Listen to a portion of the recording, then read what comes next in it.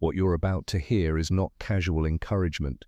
It is a shift in how you confront resistance, in how you interpret struggle, in how you carry yourself when the pressure feels unbearable.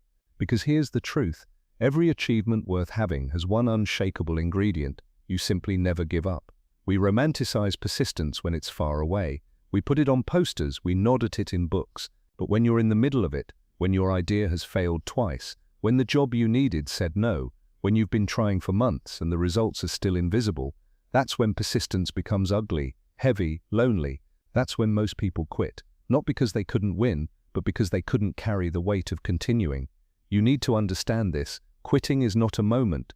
It's a slow erosion, a quiet surrender in your mind long before your body stops moving. It's when you start to say maybe later, maybe I wasn't meant for this, maybe this is enough. And in that moment, the moment you let those thoughts in, your momentum bleeds away. The dream doesn't die because it was impossible. It dies because you gave it permission to. So what if you made one rule for yourself starting today? That no matter the delay, no matter the rejection, no matter the embarrassment, you will not quit.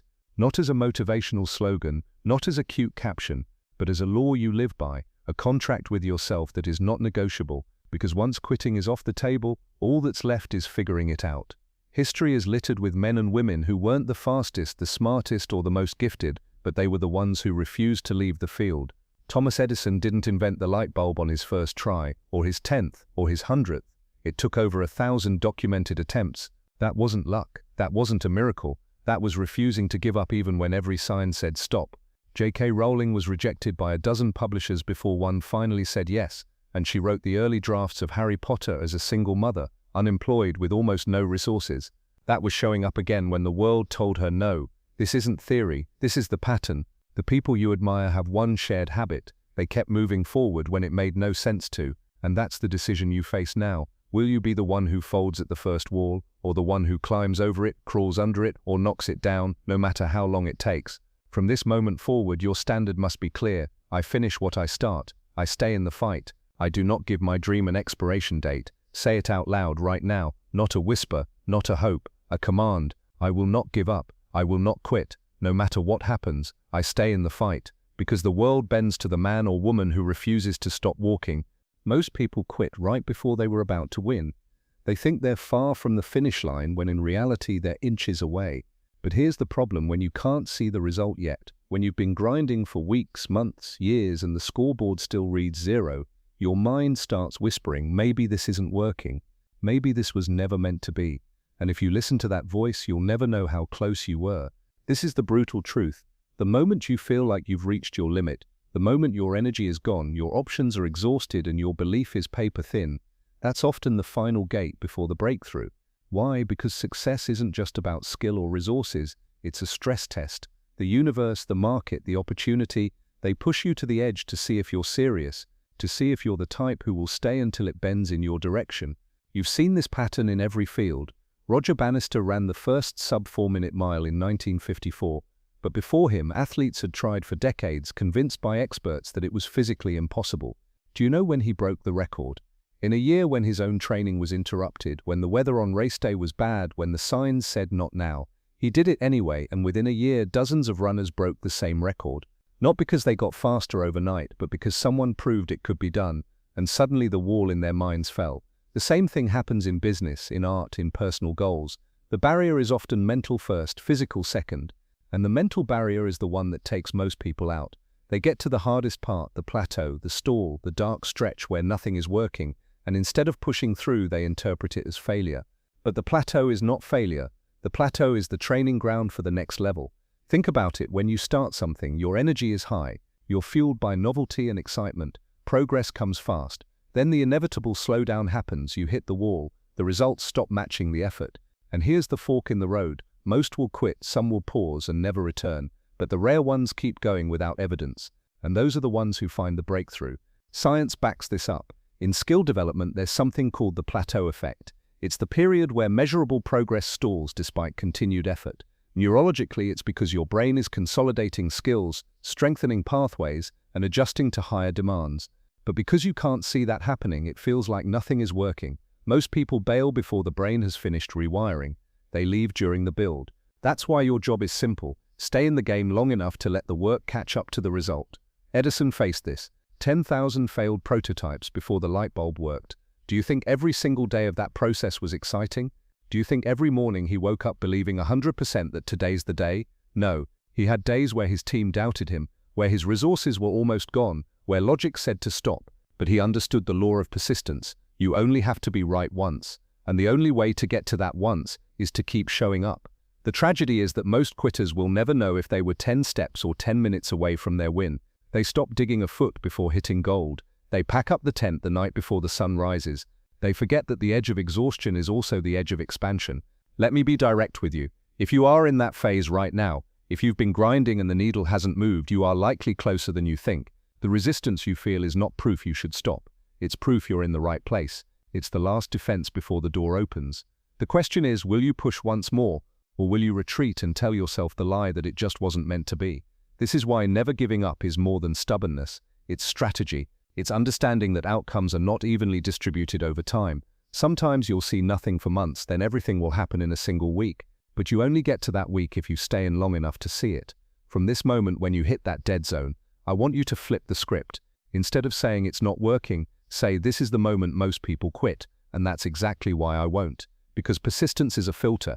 It removes the casual, the half-committed, the ones who only wanted it when it was easy. The world is full of people who almost made it. The ones you remember, they're the ones who stayed.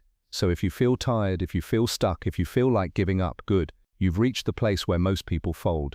That means you're now in rare territory. Push one more time, take one more swing, make one more call. Because you might be closer than you'll ever realize, and you don't get that proof until you push past this exact moment. Say it with me. I will not stop here. I will not walk away when the gate is in sight. I will outlast this moment, and I will break through. If you're going to live by the law of never giving up, you must learn something most people never master: how to turn a setback into fuel. Because here's what's guaranteed. If you stay in the game long enough, life will hit you. It will knock you sideways. Your plans will unravel, your timeline will stretch, and your confidence will get tested until it feels paper thin. This is where average players lose the plot. They think a setback is a signal to stop. They treat a failed attempt as a verdict instead of feedback. But here's the truth: setbacks are the tuition you pay for success. Every single person who has achieved something lasting has paid it. The only difference? They didn't waste the lesson. Look at history. When Steve Jobs was fired from his own company in 1985, most of the world saw it as a career-ending humiliation. But Jobs didn't disappear. He built next, he bought Pixar, and years later he returned to Apple with more vision and fire than before, launching the iPod, iPhone, and iPad. The very setback that could have ended him instead sharpened him into the leader who transformed entire industries. Or take Nelson Mandela, 27 years in prison, 27 years where the world could have forgotten him. But instead of letting bitterness rot his spirit, he used that time to refine his vision, strengthen his resolve, and build the inner discipline that would allow him to lead South Africa through its most fragile transition. His prison cell became a classroom, his setback became a springboard. Science supports this too. Psychologists call it adversarial growth, the phenomenon where facing significant challenges leads to greater resilience, deeper purpose, and improved problem-solving. In other words, hardship, when handled correctly, makes you better. The challenge is that most people never stay in the discomfort long enough to see the growth. They exit at the first sting of pain. You need a different rule. When something goes wrong, when you lose the client, miss the target, or watch a plan collapse, your first question is not why me, but what is this trying to teach me? Because here's the reality. Every setback carries two packages. One is pain, the other is data. Most people only open the pain and throw away the data. Winners extract the data, then use it to make the next move stronger. Thomas Edison famously said, "I have not failed, I've just found 10,000 ways that won't work." That wasn't empty optimism, it was reframing. He understood that every failed attempt was reducing the list of wrong answers, making the right answer inevitable. Without the patience to mine those lessons, there would be no light bulb. The same applies to you. That missed opportunity, it's showing you where your preparation was thin. That rejection, it's telling you how to sharpen your pitch or target the right audience. That delay, it's training your patience and adaptability, both of which are essential for staying in the game long enough to win. You need to start treating setbacks as proof of movement. If you're failing, it means you're in the arena. If you're being tested, it means you're building capacity. And the only way to lose for good is to quit before the lesson turns into progress. Here's a strategy. Every time you take a hit, write down 3 things. What actually happened? Strip out the drama, just the facts, what I can control next time, the piece of the outcome I can directly influence, how this can make me better, the skill, mindset, or process this forces me to upgrade. Do this every time, because most people will replay the pain until it becomes their identity. You're going to replay the lesson until it becomes your advantage, and don't mistake fuel for comfort. This isn't about pretending setbacks feel good. They don't. They sting, they frustrate, they exhaust you. But persistence is built in these exact moments, not when everything is going right, but when you decide to stay in motion despite the blow. Remember, the greatest wins often have the heaviest prelude of setbacks. Walt Disney was fired from a newspaper job because he lacked imagination. Oprah Winfrey was told she was unfit for television.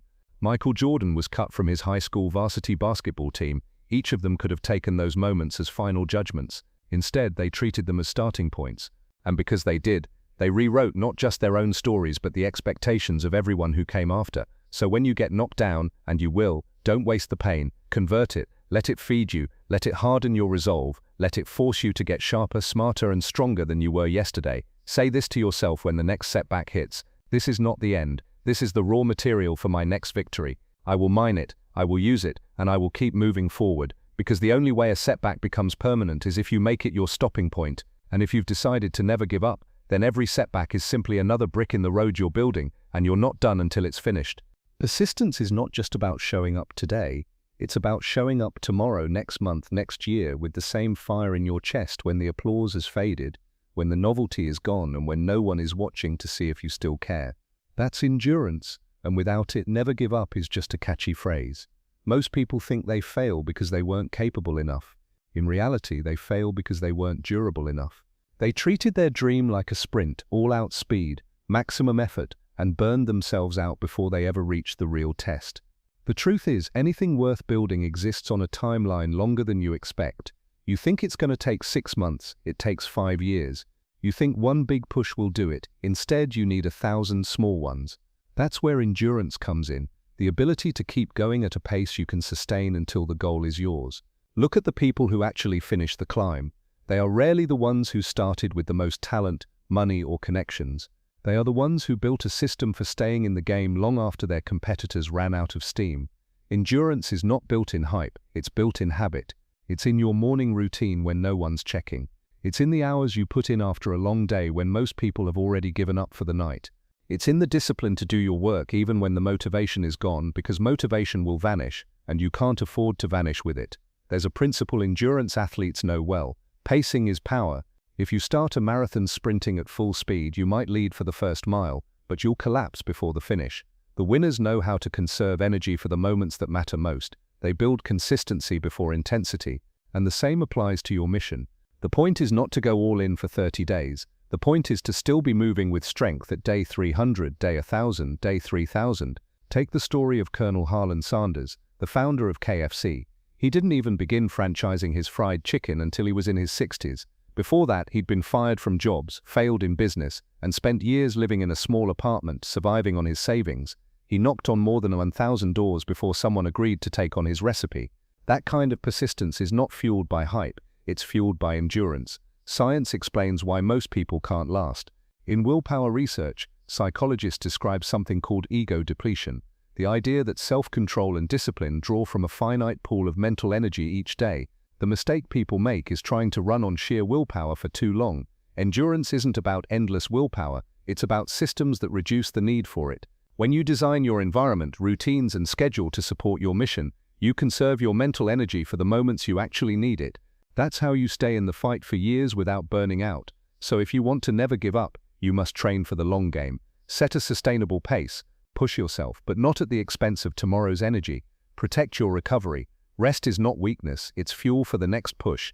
Endurance is built in the cycle of effort and renewal. Automate what you can, free your mind from decision overload. Eat the same healthy breakfast, wear a simple work uniform, have a fixed morning ritual, save your mental bandwidth for the mission. Measure progress in years, not weeks. This removes the frustration of slow results and keeps you focused on the big picture. Remember, most people quit not because the goal was impossible, but because they couldn't imagine still working for it a year from now. Endurance is the antidote to that. When you commit to the long game, short-term wins and losses stop controlling your mood. A bad week is just a week. A rejection is just a pebble on the road, not the end of it. And here's the hidden advantage. Endurance makes you dangerous in a way most people will never be. When others realize you're still here after they've given up, they start to doubt themselves. Your consistency becomes its own form of intimidation. People begin to expect you to finish because they see you've outlasted everyone else. So tell yourself now, I'm not here for a season. I'm here until the job is done. I am unshakable. I am built for the long game, because persistence without endurance is a candle in the wind, bright for a moment, gone in the next. But persistence with endurance, that's a force that can wear down mountains.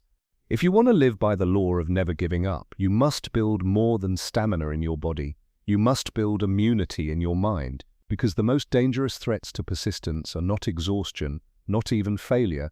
The most dangerous threats are doubt and outside noise. Here's the reality. You can be moving strong toward your goal. You can have momentum in your favor, but one sharp comment, one discouraging voice, one piece of criticism at the wrong time can send you spiraling. Not because they're right, but because you gave their words access to your belief system. That's the leak you must seal permanently. Every person who has stayed in the fight long enough to win has learned to protect their mental space as fiercely as a soldier protects a stronghold. Henry Ford was told by multiple experts that the V8 engine could not be built in a single block.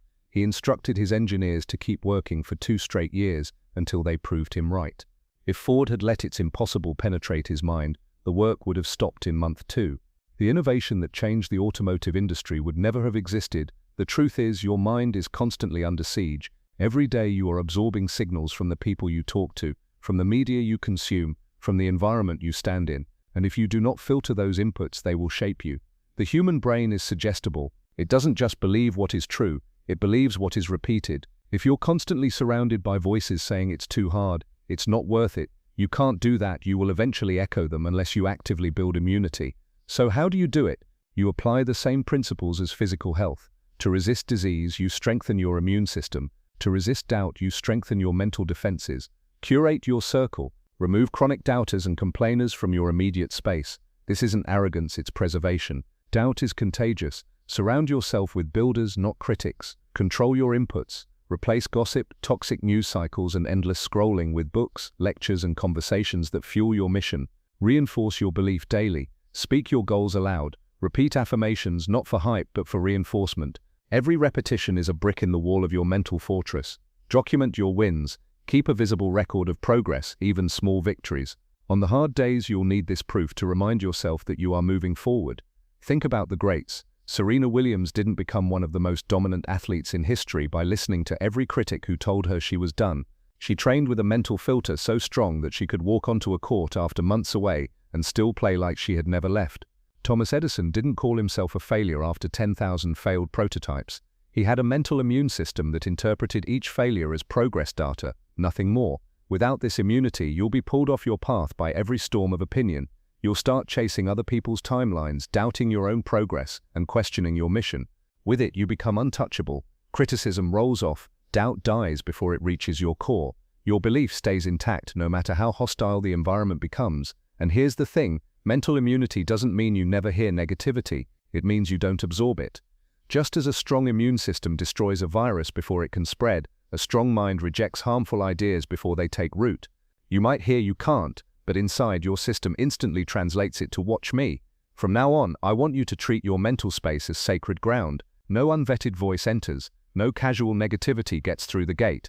This is not about being fragile, it's about being so committed to your purpose that you refuse to let unqualified opinions rewrite it. Say this now, I guard my mind like I guard my life. Doubt does not enter, negativity does not take root. My mission is too important to be polluted, because if you don't build this immunity, you will spend more time fighting the noise than building the dream. But if you do, if you make your belief system untouchable, you'll find that persistence becomes easier, not because the road is smooth, but because your mind is unshaken. If you want to stay in the fight for years, if you want to carry the banner of never give up without burning out, you need to understand the power of small wins. Persistence is not sustained by massive victories every week. That's not how reality works. In the real world, breakthroughs are rare. Milestones take months or years to reach, and if you're waiting for those big moments to fuel you, you'll run out of motivation long before you cross the finish line. Small wins are the fuel for the long game. They are the proof that progress is happening, even when the scoreboard says otherwise. The problem is most people ignore them. They look at the mountain and feel overwhelmed because they can't climb it in one leap. forgetting that a mountain is climbed one deliberate step at a time. Psychologists have studied this. Harvard researcher Teresa Amabile calls it the progress principle, the idea that the single most powerful motivator in human performance is seeing progress in meaningful work, no matter how small. When you track and celebrate small wins, your brain releases dopamine, which boosts focus, resilience, and the drive to keep going. In other words, progress is addictive, but only if you notice it. Look at elite athletes. The runner doesn't just celebrate breaking a personal best time, they celebrate shaving off 0.1 seconds in training. The powerlifter doesn't just celebrate a championship, they celebrate every 2.5 kilo grease on the bar.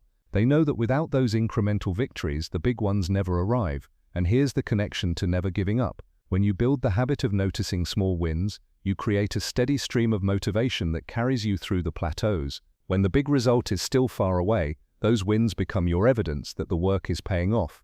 They make quitting harder because you can see that you've already invested too much to stop. Here's how to apply this right now. Define your micro goals. Break your mission into steps you can measure in days, not months. If you're building a business, a micro goal might be sending 10 pitches a day. Track daily progress. Use a journal, app, or wall chart. Make it visible. Let yourself see the streak grow. The human brain hates breaking a visible chain of success. Celebrate without complacency. When you hit a micro goal, acknowledge it. A quick note in your log, a moment of gratitude. Then immediately set the next one. Run review weekly. Every 7 days, look back at your list of wins. This turns vague, "I'm working hard," into concrete, "I'm moving forward."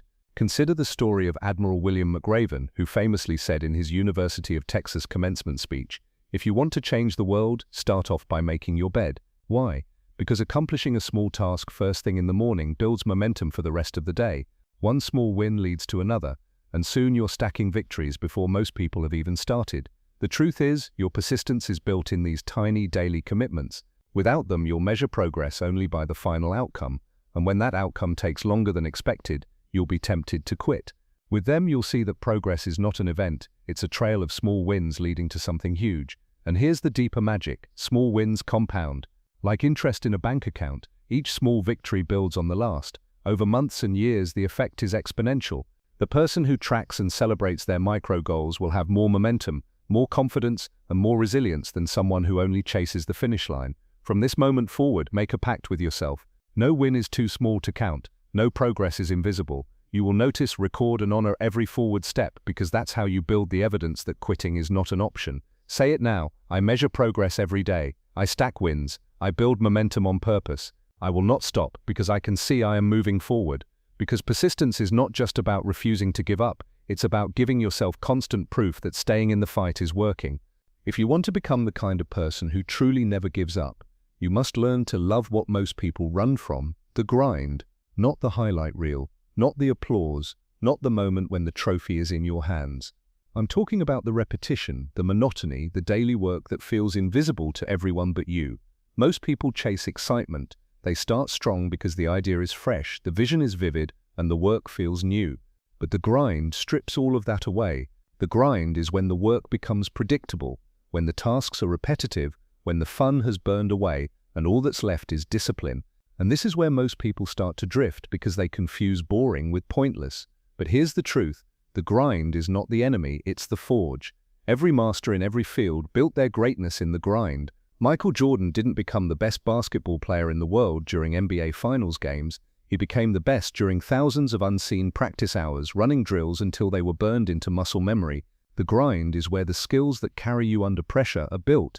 There's a reason Navy SEAL training is intentionally repetitive and grueling. It's not just about physical fitness, it's about conditioning the mind to operate under extreme repetition and discomfort without breaking. If you can show up fully on day 50 when it feels the same as day 1, you have an advantage over almost everyone else in the world. In psychology, this is tied to deliberate practice, the focused, repetitive rehearsal of skills with the goal of continuous improvement. Anders Ericsson's research shows that elite performers in music, sports, and business aren't simply talented.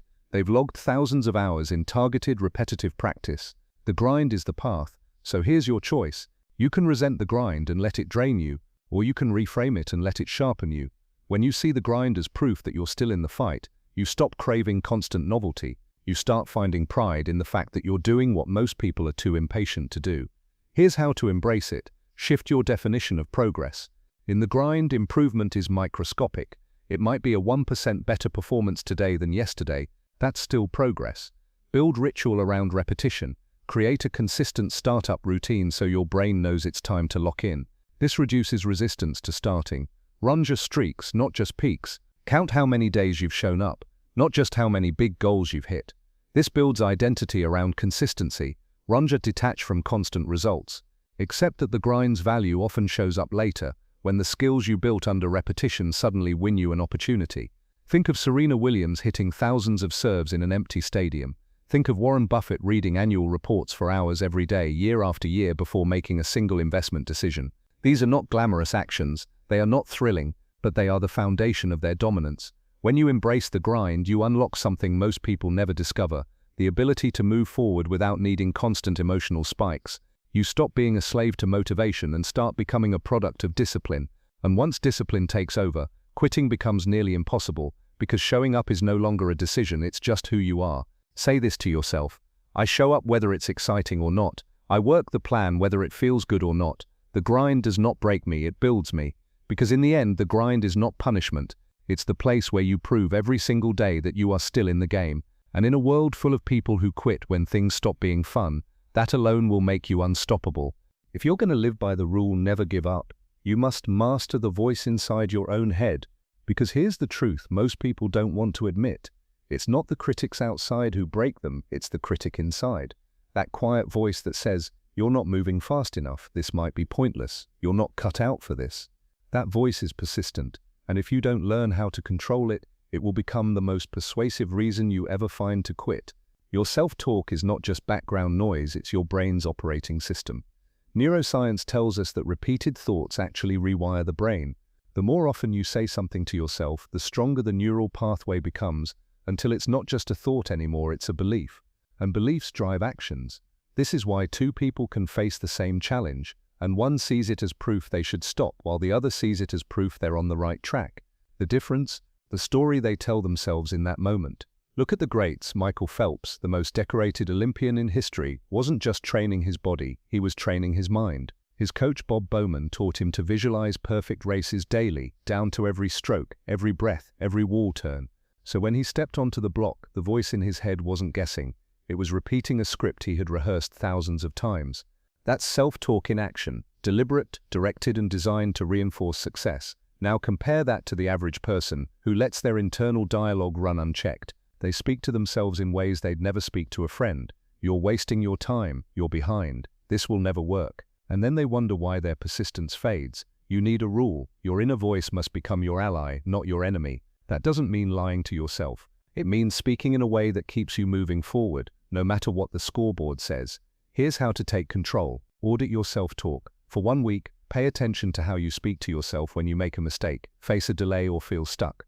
Write it down. You can't change what you don't notice. Replace the language of finality with the language of progress. Stop saying "I failed." Start saying "I learned something today." Stop saying "I can't." Start saying "I can't yet." Install a battle phrase. A short, powerful sentence you repeat the moment doubt appears. Something like, "I do not quit, I adjust and advance." This interrupts the spiral of negativity. Rehearse your wins. When you feel weak, recall moments when you overcame something you thought you couldn't.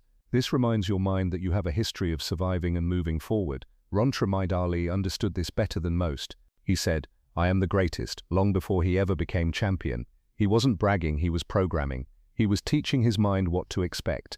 And once the mind accepts something as certain, the body finds ways to make it real. You have that same ability, but it requires discipline. It requires catching yourself in the act of self-sabotage and replacing it with self-direction. Because persistence is fragile if the story in your head is working against you, but persistence becomes bulletproof when every word you feed yourself pushes you forward. From now on, your self-talk must pass one test. Does this make me more likely to keep going? If the answer is no, it doesn't get airtime. Say this to yourself right now: "My voice is my weapon. I speak progress, not defeat. I command my mind to move forward." Because the day you master the conversation in your head is the day you remove the most common reason people give up. And that's when never give up stops being a slogan and becomes your default mode of operation. If you are truly committed to never giving up, you must learn the difference between quitting the mission and changing the method. Too many people confuse the two. They think that if their original plan doesn't work, the dream is dead. But the reality is this: plans are disposable, the mission is not. Thomas Edison didn't just have one blueprint for the light bulb, he had thousands. Each failure wasn't an ending, it was an instruction to try again in a different way. When you commit to the outcome, you give yourself permission to change everything except the decision to finish. This is where most people fail without realizing it. They tie their identity to a single strategy. When that strategy fails, they feel like they have failed. Instead of adapting, they abandon the whole pursuit. But here's the truth: the most successful people you've ever heard of are masters of adaptation. Take Netflix. In 1997, it was a DVD rental service mailing discs in red envelopes. 10 years later, as the world shifted to streaming, they pivoted their entire model. If they had clung to the original plan out of pride, they would be a relic of the past. Instead, they adapted without quitting and became a global leader. The same applies to individuals. J.K. Rowling's original plan was to be a teacher. That was her safe path, but when life collapsed around her, she adapted. She leaned into her writing, using every rejection letter as a signal to adjust her approach, until her work became one of the best-selling book series in history. In military strategy, there's a concept called flexible persistence, the ability to pursue an objective relentlessly while changing tactics as conditions shift. Armies that can't adapt lose wars, no matter how much courage they have. The same principle applies to you. Here's how to adapt without quitting. Separate the goal from the method. Write your mission in ink, your tactics in pencil. The mission doesn't change. The tactics can change daily if needed. Read the data, not your emotions. A bad week doesn't mean the goal is wrong. It means the method needs refinement. Remove your ego from the process. Learn from those ahead of you. Find models who achieved what you want. Study how they navigated failures and look for patterns you can borrow. Stay mission-focused under pressure. When something breaks, your first question is not "should I quit?" but "how can I adjust and keep moving?" Think of it like a river. If you block a river with rocks, it doesn't stop flowing. It finds another path around the obstacle. It cuts a new channel if it must. That's adaptation without quitting. Too many people build their dreams like a brittle glass statue, beautiful but fragile. One hit, and it's gone. You need to build yours like steel, able to bend without breaking, able to take hits without losing form. And here's the hidden benefit: adaptation builds resilience faster than anything else. Every time you adjust and keep going, you prove to yourself that you can survive disruption. You teach your subconscious that obstacles are not dead ends, they're detours. And once your mind accepts that, quitting stops being an option entirely. Say this to yourself: my mission is permanent, my methods are flexible, I adjust, adapt, and advance. Because never giving up doesn't mean you bulldoze forward in the exact same way forever. It means you refuse to stop moving forward, no matter how many times you have to change the path to get there. If you want to never give up, you must understand one of the most powerful forces in human behavior: momentum. Momentum is the quiet multiplier that turns small actions into unstoppable motion. And just as it works for you, it can work against you.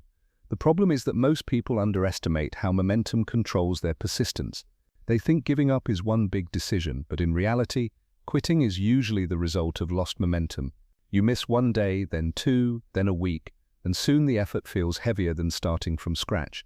The truth is this: resistance, that invisible force that pushes you to procrastinate, hesitate, or stop, is strongest when you are standing still. But once you're in motion, resistance weakens. That's why the hardest step is the first one, and the most dangerous step is the one you don't take. Look at professional athletes. They have off-seasons, but they don't go months without touching their sport. Why? Because they know the cost of losing momentum. Even small, consistent training keeps them ready to ramp up when the season starts again. They protect their momentum like it's part of their paycheck, because it is. NASA engineers understand this too. The most energy in any rocket launch is spent in the first minutes, breaking free of Earth's gravity. After that, the ship uses far less fuel to maintain speed. The same is true in your mission. Getting started and staying consistent costs far more energy than maintaining motion. This is why the law of never giving up is easier to keep when you stop letting yourself lose speed. Here's how to make momentum your ally. Lower the activation energy. Make starting so easy that you can't talk yourself out of it. If your goal is to work out, keep your shoes by the door. If it's writing, keep your document open. Remove the friction. Set non-negotiable minimums. On bad days, you don't have to do everything, but you do something. 5 push-ups, 1 page written, 1 phone call. This keeps the chain unbroken. Stack actions. Attach a new habit to an existing one. If you already make coffee every morning, use that moment to review your goals for the day. Momentum loves routines. Track your streak, whether on paper or an app. Make your progress visible. Humans hate breaking a streak. Use that to your advantage. History shows that those who win are not always the ones with the most explosive start. They're the ones who keep stacking small actions until the work becomes part of their identity. Jerry Seinfeld's "don't break the chain" method is a perfect example. He committed to writing jokes every day, marking each day on a calendar. Over time, the desire to keep the streak alive became stronger than the temptation to skip a day. The result? Decades of consistent output that made him one of the most successful comedians of all time. The danger is letting the opposite happen, letting negative momentum take over.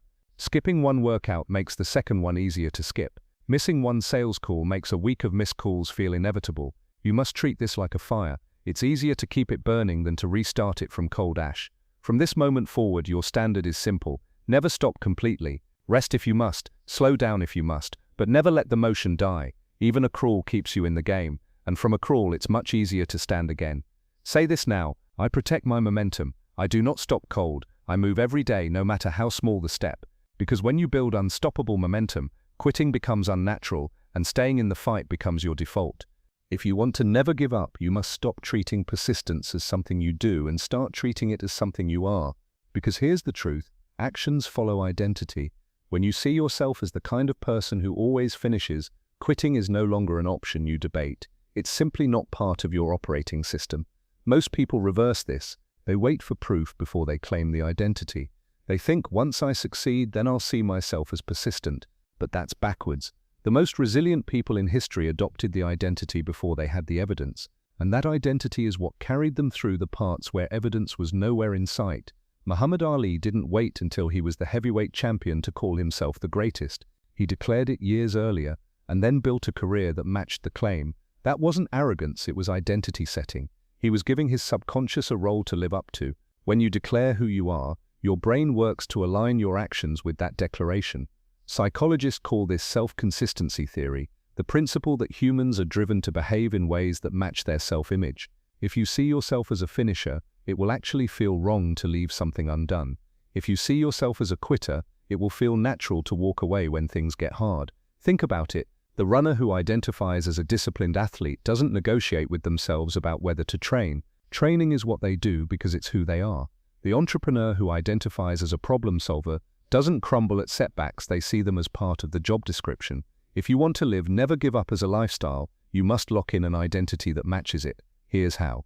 Choose your identity statement, a short, definitive sentence about who you are in this context. Example: I am the person who finishes what I start. Write it down, repeat it daily, not as a wish but as a fact. You are programming your subconscious to accept it as law. Right or plead law. Match your smallest actions to it. If you say you are a finisher, finish the small things, the email, the workout, the conversation. You're proving your identity in micro ways. Right or plead, right or plead, right or plead law. Shall plead, right or plead, right or plead law. Wanna folk phone mostrupt, wanna folk phone mostrupt, conno. When you feel tempted to walk away early, remember, that's not who you are anymore. This is the exact method James Clear outlines in Atomic Habits. You change not by chasing outcomes, but by becoming the type of person who produces those outcomes naturally. Persistence, when tied to identity, becomes effortless. You don't have to motivate yourself into it every time. You simply act in alignment with who you already believe you are. Consider Abraham Lincoln. He didn't see himself as a politician trying to win an election. He saw himself as a servant of a cause greater than himself. That identity carried him through countless electoral defeats, public criticism, and the weight of a divided nation, because quitting would have been a violation of who he believed he was. Here's the trap you must avoid: letting your past identity dictate your future persistence. If you've been someone who gives up in the past, you may have internalized that as part of who you are. But identity is not fixed, it's chosen. And the moment you decide to write a new one, your actions can begin to reflect it. From this moment forward, I want you to speak your persistence into your identity. Say, I am the person who sees things through. I do not quit. Finishing is who I am. Because when persistence becomes part of your identity, it stops being an act of willpower and starts being your nature.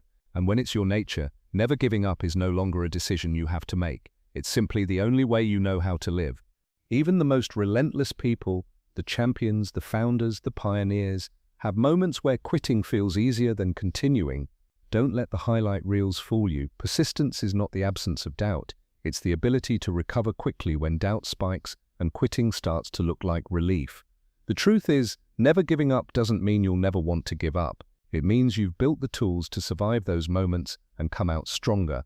Let's be honest, there will be days when your progress feels invisible, your energy is gone, and the thought of continuing feels like dragging a weight uphill in the dark. There will be moments when the voice in your head whispers, "What's the point?" If you've ever been there, you're not broken, you're human. But here's where you separate yourself from the majority. You have a plan for these moments so they don't become permanent decisions. Look at the greats. Michael Jordan walked away from basketball in 1993, worn down by grief and fatigue. But that wasn't the end. He reset, recovered, and came back to lead the Chicago Bulls to 3 more championships. That's recovery from a near-quitting moment. Howard Schultz, the man who built Starbucks into a global brand, almost shut the company down in the early years after a failed expansion drained resources. Instead, he used that low point to reevaluate the model, rally investors, and push forward. Here's the pattern. The near-quitting moment is often a crossroads, and the people who win have a system for what to do when they arrive there. Here's yours. Pause, don't stop. When the urge to quit hits, take a break before you make a decision. Fatigue can distort reality. A single night's sleep, a walk outside, or a workout can give you enough clarity to keep going. Return to your why. Keep your purpose written down and visible. In a low moment, read it aloud. Remind yourself why you started and why quitting would cost you more than continuing. Review your progress record. Have a list, journal, or visual tracker of what you've already achieved. In a quitting moment, looking at how far you've come can reframe how far you have left. Reach out to your inner circle. The right voices, mentors, allies, accountability partners can help you see past the temporary emotions of exhaustion or doubt. There's a psychological reason this works. In cognitive behavioral therapy, there's a concept called thought distancing, separating yourself from the intensity of the current emotion so you can see the bigger picture. By stepping back, you remember that the urge to quit is temporary, but the cost of quitting is permanent. And here's the truth you must burn into your mind. A near-quitting moment is not a failure, it's a training ground. Every time you face one and choose to keep going, you increase your resistance to the next one. You harden your mental armor. You prove to yourself that you can survive the urge to walk away. Even elite soldiers face this. In US Navy SEAL training, they have a brass bell you can ring to quit at any time. It's right there, tempting them when the pain is high. The ones who make it through aren't the ones who never think about ringing it, they're the ones who stare at it and keep moving anyway. So when you find yourself at the edge, staring at your own bell, remember, you don't have to quit just because your feelings suggest it. You can pause, breathe, recover, and return with more clarity and commitment than before. Say this now. When the urge to quit comes, I pause, I recover, I return stronger, I finish what I start. Because the urge to quit is temporary, but the pride of not giving in lasts for the rest of your life.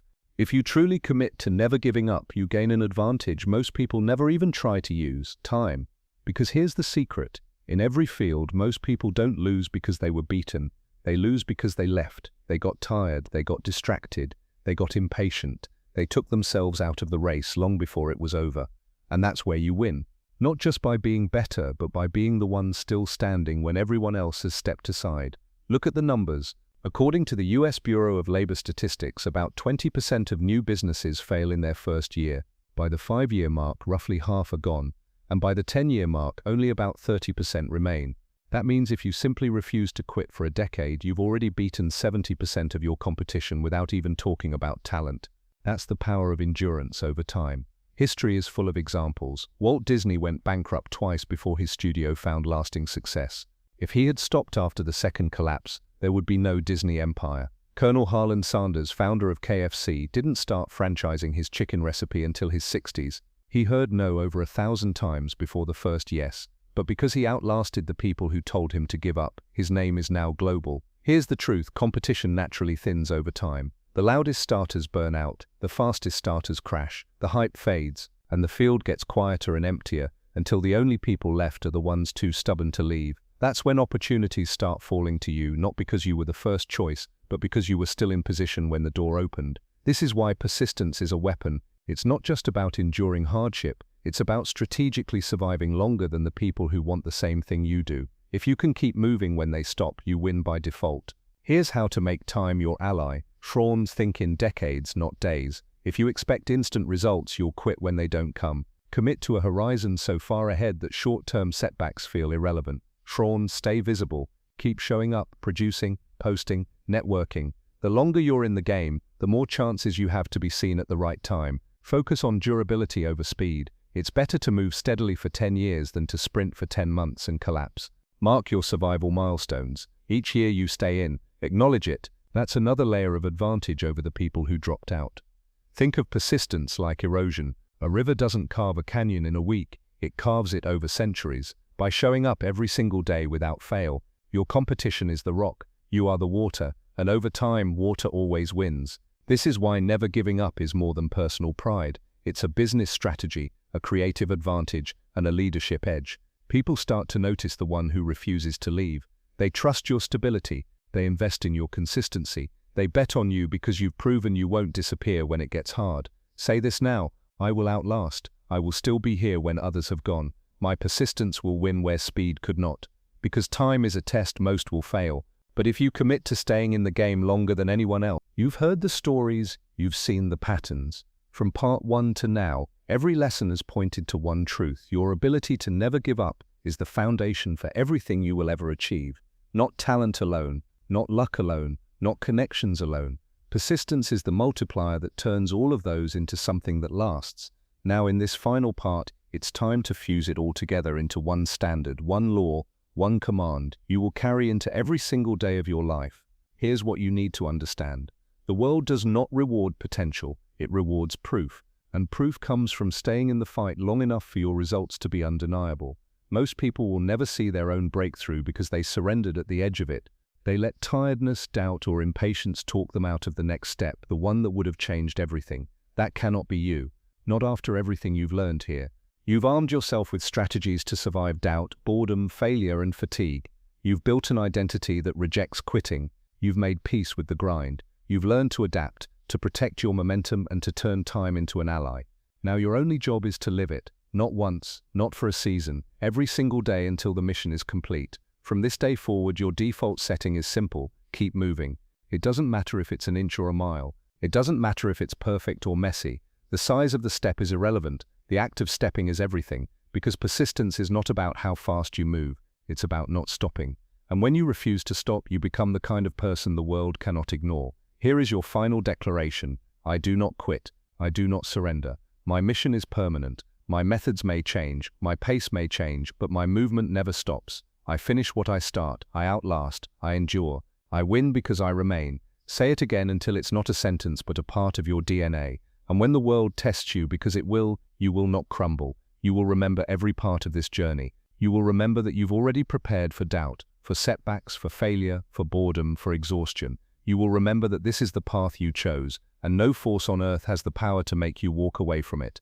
You will stand in that moment, look resistance in the eye, and take the next step.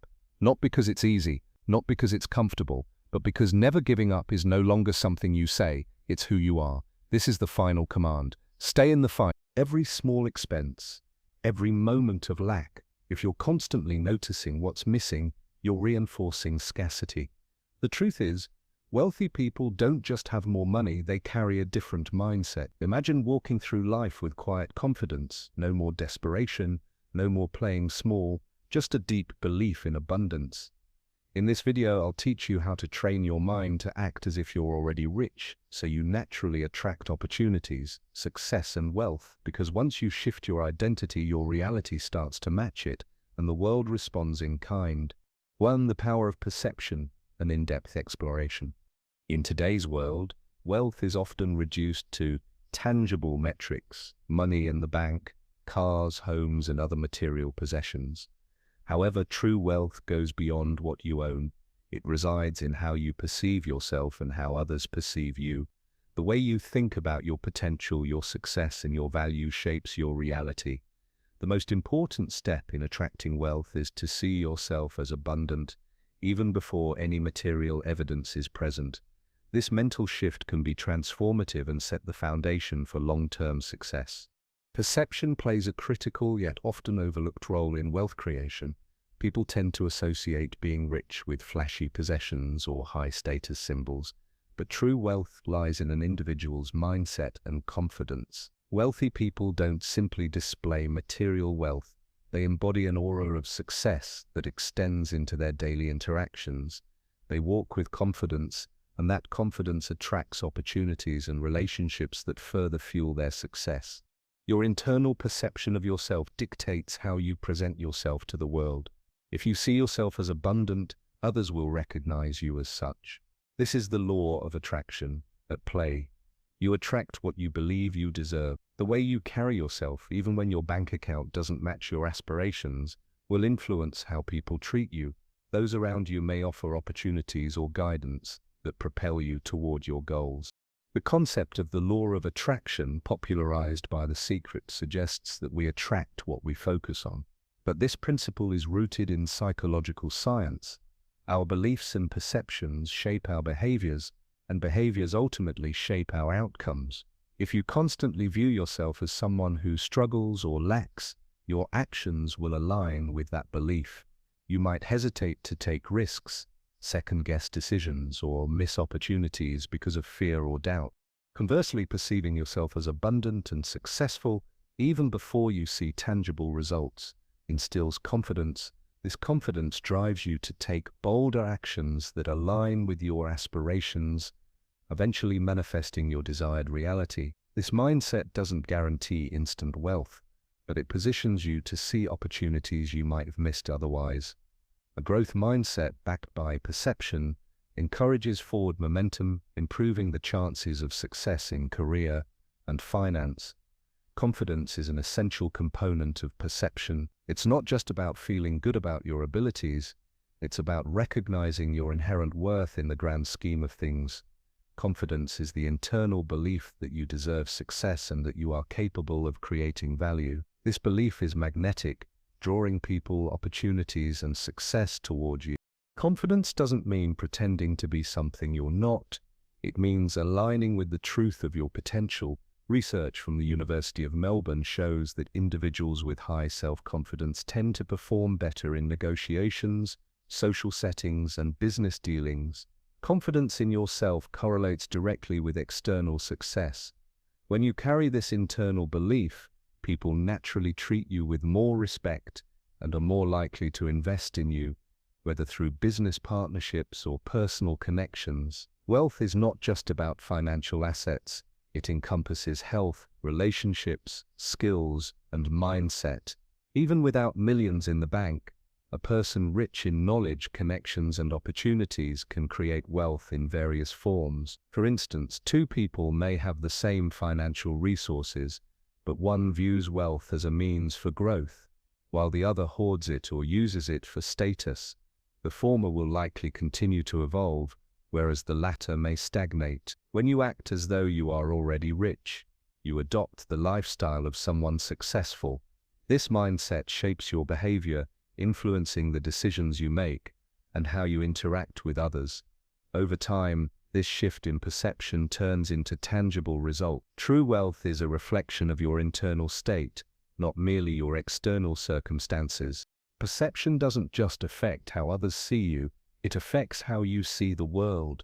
If you view your life through a lens of abundance, setbacks become challenges to overcome, not permanent obstacles. This mental shift is empowering as it enables you to approach difficulties with a growth mindset. On the flip side, if you perceive yourself as someone who's always struggling, your emotional state becomes clouded by scarcity. You may feel victimized by circumstances, draining your energy and resilience. When challenges arise, a mindset of abundance helps you see them as stepping stones. You build resilience, as setbacks no longer define your potential, but rather serve as lessons to learn from. This shift from a mindset of lack to one of abundance is key to cultivating the mental toughness required to thrive in adversity. Neuroplasticity, the brain's ability to reorganize itself by forming new neural connections, provides a scientific foundation for the power of perception. Studies show that positive thinking and visualization can enhance cognitive functions, improve problem-solving abilities, and foster creativity. These cognitive abilities are essential for success. When you repeatedly perceive yourself as abundant and capable, your brain begins to form neural pathways that support those beliefs. Over time, these pathways become stronger, making it easier for you to act confidently and think strategically. As your brain rewires itself to match your perception, you become more adept at creating opportunities and navigating challenges. Perception doesn't only impact you, it influences those around you as well. When you perceive yourself as wealthy, this perception spreads, your energy becomes contagious. People begin to see you as someone capable and successful, which can open doors to valuable connections and collaborations. The ripple effect of your perceived abundance creates a positive feedback loop that attracts even more opportunities and success. Furthermore, projecting abundance can inspire others to see their own potential. This shared energy boosts collective growth, as people become more confident in their abilities, and they in turn contribute to your success. As you become more successful, you also lift others around you, creating a community of like-minded individuals who can support and collaborate with you. 2. Confidence breeds opportunities. Confidence has an incredible power to shape our interactions and outcomes in life. When you walk into a room, whether it's a casual gathering or a professional setting, the way you carry yourself speaks volumes before you even say a word. Imagine yourself at a dinner party where a conversation is unfolding. There's someone in the group who stands out, not because they're loud or dominating the conversation, but because their words are delivered with confidence. They don't need to boast about their achievements. Their self-assurance is evident in the way they speak, the value they provide, and the ease with which they carry themselves. This is the type of presence that attracts opportunities. When you act as if you are already rich, not just financially, but rich in potential, knowledge, and self-belief, you begin to embody the same self-assurance. You don't need to flaunt anything or seek validation from others. Your energy and demeanor communicate success in a way that naturally draws people in. Confidence makes you magnetic. It signals to others that you are someone worth paying attention to, someone who has something valuable to offer. Opportunities don't just come because you're trying to impress or because you're putting yourself out there in an exaggerated way. When you exude genuine confidence, the opportunities appear because people recognize your worth without you needing to sell it. The best business deals, collaborations, and even friendships often come from the unspoken things we communicate. Think about it. People are more likely to want to partner with you, learn from you, or invest in you if they believe you have something of value to offer, not just financially but intellectually and emotionally as well.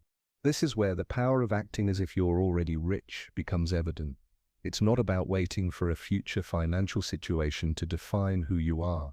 It's about owning your worth and acting in alignment with that perception, regardless of where you stand financially. The way you present yourself in social or professional situations is just as important, if not more, than the tangible assets you possess. Wealth isn't only material, it's a mindset, an attitude that informs how you approach life. When you carry yourself with confidence, people see that and recognize that you're someone who knows what they're doing, someone who is worth engaging with. Research has shown that confidence can actually affect how we are perceived by others and how we perform in different situations. For instance, a study from the Journal of Applied Psychology found that confident individuals were more likely to be hired and promoted because their assertiveness and self-assuredness signaled leadership qualities. Confidence helps in all areas of life, from personal relationships to career growth. It has the power to attract opportunities that you may not have even anticipated. People with confidence can often convince others to invest in their ideas, their projects, or their future because they believe in themselves first. This belief is contagious. It makes others feel like they're betting on a winning horse. Conversely, those who lack confidence often struggle to gain trust or interest because they project doubt or uncertainty. The difference is subtle but significant. Confidence doesn't need to scream for attention. It naturally draws others in because it conveys a sense of reliability and assurance that makes people comfortable following your lead. When you act as if you're already rich in confidence, the opportunities will start to come to you not because you're